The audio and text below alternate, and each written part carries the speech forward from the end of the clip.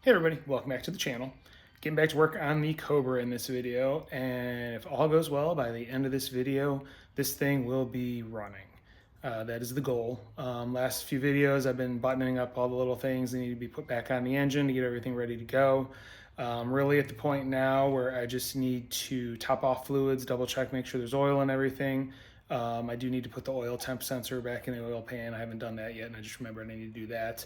And then it's just going to be programming the ECU for the initial start, and then hopefully making this thing fire. So that being said, I am going to get the camera flipped around and get to work on getting everything ready so we can get this thing running.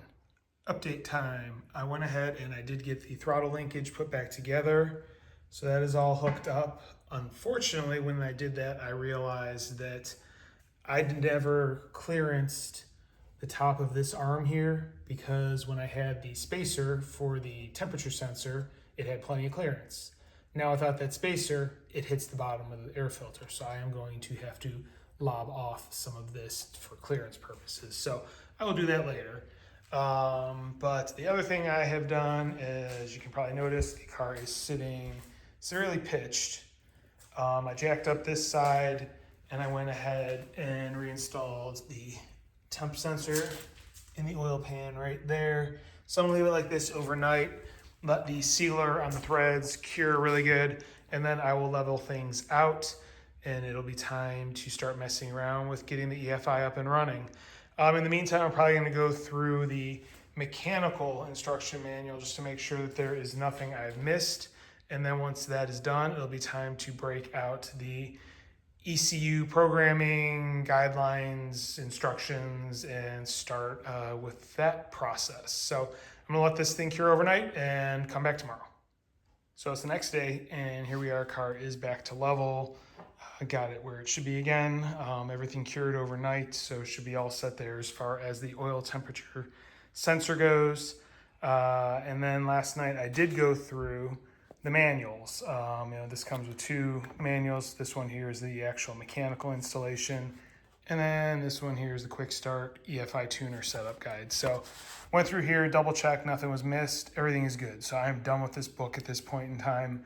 All the mechanical work is done. As far as the prep for EFI and first start, there are a few things that I'm going to have to do out of here. I need to, one, get the base fuel pressure set.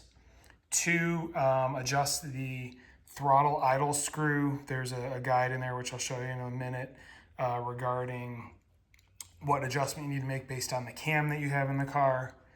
And then it's really going to be just, run it real quick or rotate it real quick just to try and get oil pressure up before I do a first start. So those are the first, the main things that I'm gonna have to do before I can try and then programming it obviously.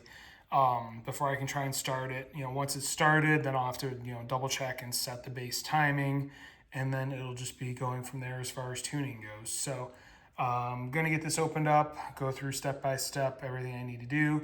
I'll walk you through everything I'm doing, and hopefully we get this thing to start. Correction, it is in the actual first mechanical guide that goes over the setting the idle screw, and right there you can see what they have you doing. I'm going to go with mild cam. I'm running an E series, which is like 220 duration at 50. So I'll put one turn of idle screw into the throttle body. The one clockwise turn is in on the throttle body, so that is all set per the instructions. So next on the list is going to be fuel pressure, tune, things along those lines. So it all is kind of intertwined. This is in the back of the mechanical instruction manual guide, and it basically gives you what tune you're going to run based on your cubic inches, your camshaft, things like that. So based on my application, I'm 302 cubic inches. My camshaft is 220 at 220 degrees at 50 lift. So this is going to be the tune I'm going to be running, the 5002. So I need 43 psi fuel pressure. So this is pretty nice little setup, or little guide to figure out, your power range and everything based on what you have. So that gives me what my fuel pressure needs to be set at as far as the base. And that is in, like I said, the mechanical guide. That's the last thing you need out here. I don't know why they don't put this in the actual EFI setup guide, but yeah. So now we're gonna go to the EFI guide. And this gives you the walkthrough how to get your Bluetooth connected, because this system does not have an individual handheld. You download an app for your phone, and it's all done through the phone, which that's going to cause a little problem with filming the first area with the setup and everything. But everything is pretty well mapped out here in the book. It gives you nice color pictures. That's what the home page looks like of the app, and how to go through actually pairing, setting up, and then you get to the quick start guide, which is where you will fill in your cubic inches, naturally aspirated firing order. That's for LS. That's not going to be my application. Displacement, camshaft, and what your fuel pressure is based on that book, or based on that spreadsheet. Your fuel injector size, which it shows you up there in the instructions based on the band that you have on your injectors. And if you look down there, I have green injectors. You can kind of see it in the light. So I have the 35-pound injection, or 35-pound, which this is the higher output setup for small block. There's two setups for the small block. This is the higher horsepower, so it comes with the green injectors. And then once you have all that inputted, it will select the proper map for you, and then you go from there. So it'll walk through the steps as far as getting things started. This is LS instructions, things like that. So I'm going to go ahead, get the app opened up, get everything synced and whatnot, and then get to the point of being able to do the first start after the setup is complete, and I'll bring you back then, and we'll go from there. All right, well, that was really easy. I've gone through, I checked the oil level, checked the coolant level. You can see the the car is currently on. I did go ahead, reinstall the fuse there for the ECU. I got the relay in place. Went ahead, entered all the initial parameters that I just walked through in the book. Got the fuel pressure set where, according to the gauge, is currently at 44 PSI, so I'll probably have to do a little fine tuning of that. But next step, according to the instructions, is to try and start it and then set the base timing. So I'm gonna go ahead, get a timing light hooked up, get that ready to go, and then it will be time to see if this thing fires. The only thing that I ran into with doing the setup is it only gave me an option for 29-pound injectors, which are supposed to be white according to the book, whereas I have green. So I'm wondering if that's going to be an issue or not. I didn't have an option for two different injectors, only the one. So I will find out in the near future when I try and start this thing if that's a problem or not. If it is, I guess I'll have to reach out to Edelbrock. Maybe they have a custom tune they can send or whatnot, but we'll see what happens. Timing light is hooked up. I've got it connected to the starter solenoid. You can see it there, grounded, and on the number 1 wire. I also loosened the distributor hold down so I can pivot the distributor as needed. One thing I forgot to mention last clip is before I plug everything in for the ECU, I did try, crank over the engines to get the oil pressure up just to make sure there was some oil in all the galleys and everything and ready to go. So now it is time to open up the garage and see if I can get this thing to start. Garage is open, so I'm going to get ready to try and start this thing here. If it does fire up, I probably won't keep recording for too long because then I have to get back on this phone and set the timing and whatnot. Can't do both at once, unfortunately, since I have to program it off of this phone. But at least you're with me to see if this thing starts. So hand on the key and let's see what happens.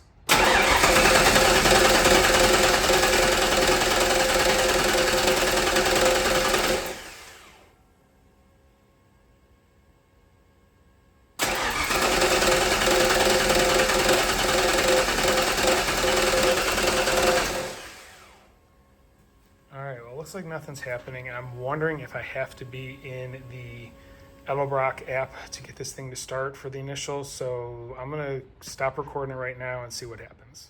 Figured out the problem. I've got a kill switch under the dash and it was turned off. So unfortunately it fired right up first time, but here you go. I'm gonna crank the key and you'll hear it and you can get to experience it as well.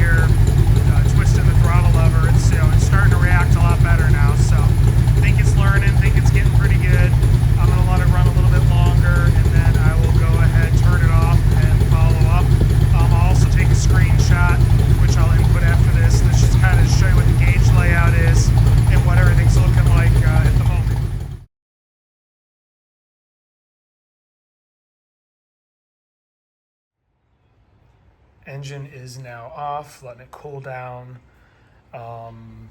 Like I said, I went through, set everything. As far as the fuel pressure goes, the gauge was reading lower than what it was reading in the ECU settings, or the ECU gauges. I went off of those, figuring that that's what it's going to follow. So it's in the 43 range.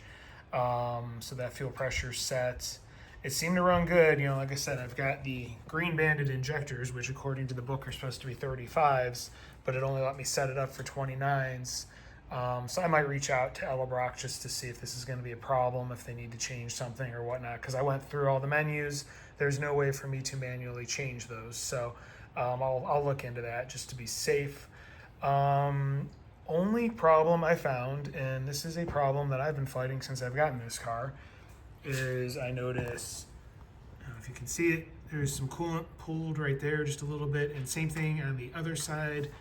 And there's a little drip coming off the bottom of the water pump where the back plate bolts to the water pump. It's like one of the little flat bolts on the bottom. I've had those 3 spots ever since I got this car. It's always leaked in those areas. As you can see, brand new water pump, all new seals there. I'm thinking it's something with the timing, the actual cover that the pump bolts to at this point in time. I'm wondering if it's just old and pitted and it's just not getting a good sealing surface. I'm thinking the 2 spots where it's filling right there is actually coming from the gasket between the cover and the block, and it's just seeping through, because I'd reached down and it's not wet on the bottom of the bolts or anything like that. So I think that is literally seepage coming between the cover and the block. As far as the head of the bolt on the bottom, the new water pump, I sealed those really good. I put sealant on both sides of the gasket when I installed it, so I don't know why that's leaking. Unless that's just runoff seeping down from up above, which it very well could be. So yeah, that's something I'm gonna have to look into. I may just have to see if I can locate a new timing cover. I don't even know if they make them. I may just have to find a better used one. I don't know. We'll see. And replace that, or just pull it off and try replacing the gasket with some good sealer. Those gaskets, God knows how old they are. So probably from when the engine was built with the E-cam, so probably at least 22 years old, so it could just be old gaskets not holding up. So that is, I think, going to be a wrap on this video. Gets me in a good place. The thing has run. That makes me happy. Obviously not done. A lot still to do with it. But this was a big to-do item. I need to, go through the book, the manual for the tuner, just because I have to set my parameters for, learning, things like that. Like I said, I still need to contact Edelbrock about the injector issue, make sure it's not going to be an issue, and then go from there. So with that, I'm going to end this one. If you like what you're seeing, please hit like, please hit subscribe, please hit the notification bell. If you want to follow along, please do so. There's going to be more coming on this car. Next video or 2, I may move over to that because I've been kind of putting it off. I have a few things to do with the MR2, plus I want to kind of do a update on it since I drove it all last season and never really did an end of season update. So we'll see. It'll either be Cobra or MR2. I also have a few things in the work for the Gladiators, so there's going to be some Gladiator content coming up as well.